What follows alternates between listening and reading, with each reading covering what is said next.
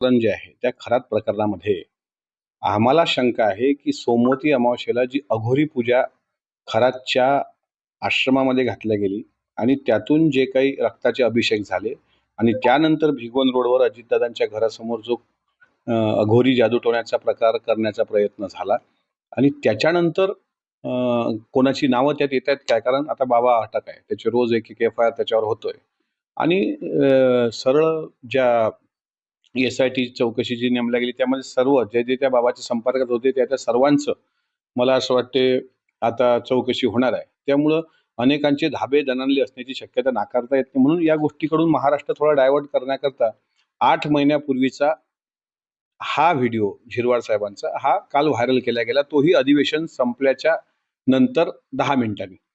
पूर्ण अधिवेशन काळामध्ये हा व्हिडिओ का नव्हता, कारण खरात प्रकरण तोपर्यंत तापू द्यायचा आणि नंतर मग हा व्हिडिओ काढायचा. त्याच्यामुळे हे कोणी प्रीप्लॅन केलंय का, त्यांच्या तिथे सुरुची बंगल्यावर कोणी होतं का तिथे, त्यांनी ठीक आहे तो व्हिडिओ जो दिसते तो मार्फ आहे की खरा आहे, आणि खरा जर असेल त्याच्यामध्ये दारूच्या बाटल्या पडलेल्या दिसत आहेत, त्याच्यामध्ये नॉनव्हेजचं ताट दिसते आहे, बऱ्याच काही गोष्टी, पण ते तसा व्हिडिओ जर असेल तर हा व्हिडिओ काढला कोणी, आणि जर ते शासकीय निवासस्थान आहेच त्याच्यामुळे असं या गोष्टीचं समर्थन आम्ही करणार नाही, अजिबात करणार नाही.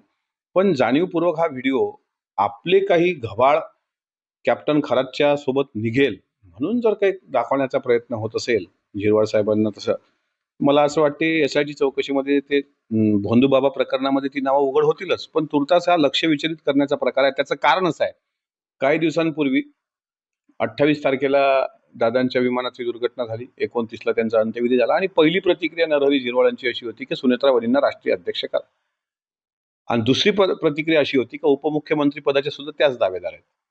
आणि तेव्हापासून त्यांच्या मागे हे शुक्ल काष्ट लागलं, तर त्यांच्या चेंबरमध्ये अँटी करप्शन ब्युरोची धाड पडली.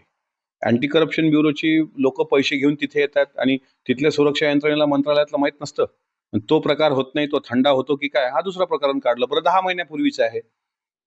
त्याच्यामुळं मला असं वाटते की हे सोची समजी साजिश आहे, त्यांना यात गोवण्याचा प्रयत्न होतोय, त्यांच्या या प्रकरणाच्या आडून आपली पापं झाकण्याचा काही झालीतल्या शुक्राचारांचा प्रयत्न होतोय.